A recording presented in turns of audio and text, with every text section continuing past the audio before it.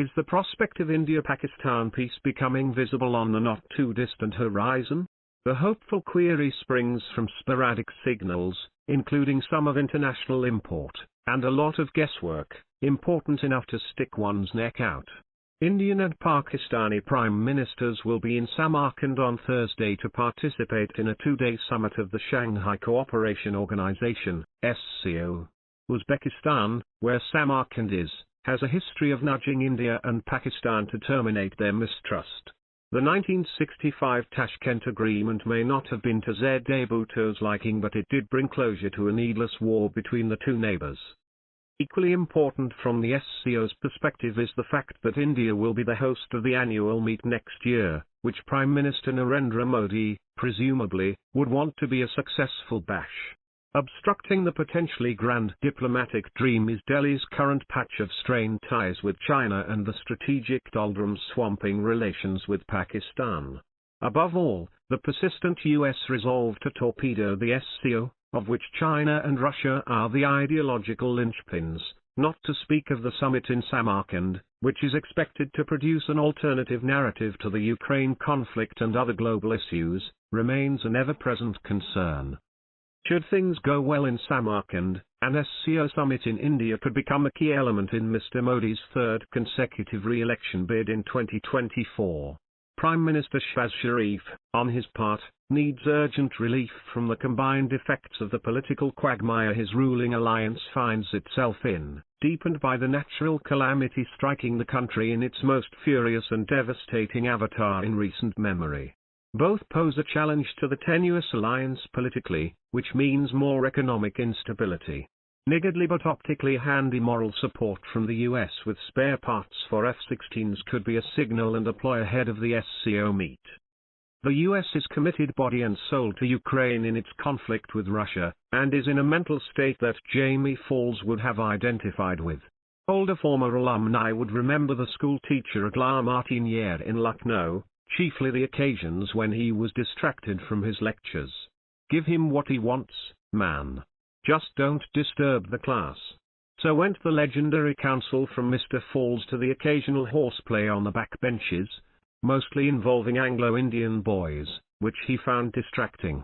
The US in a similar manner is pressing everyone it can, to not disturb the class, shepherding everyone along to forego their respective ongoing tiffs, for example, by notably bearing down on Serbs in the former Yugoslavia to ease up their standoff with ethnic rivals.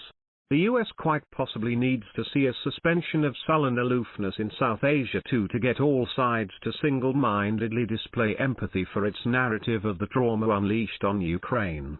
Its public intent to weaken Russia or even destroy it economically seems to have recoiled, however, and is said to have only strengthened Vladimir Putin's hold on the country. If the horse befriends the grass, it could face starvation. Hatred for Pakistan has been an article of faith with Hinduva. Going by the prospects in view, the SCO summit could set the tone for the next steps in the European conflict that has brought the global economy to its knees. The India-Pakistan equation is integral to the peace agenda. In this regard, the East-West lobbies would not find much to disagree on. Mr. Modi would be closely watched for his interactions with Russian and Chinese presidents, who both will be encouraging if also watching his widely expected interaction with Pakistan's Prime Minister. Sprucing up Pakistan's F-16 warplanes should struggle to chip away at the proximity Pakistan has acquired with the China-led Club of Asian Nations plus Russia. The SCO was created to push back against precisely these moves from the West. Luckily, both sides seem to have a need to bring the two countries close, preferably, or cynically, without paring down their gargantuan inventories for military hardware.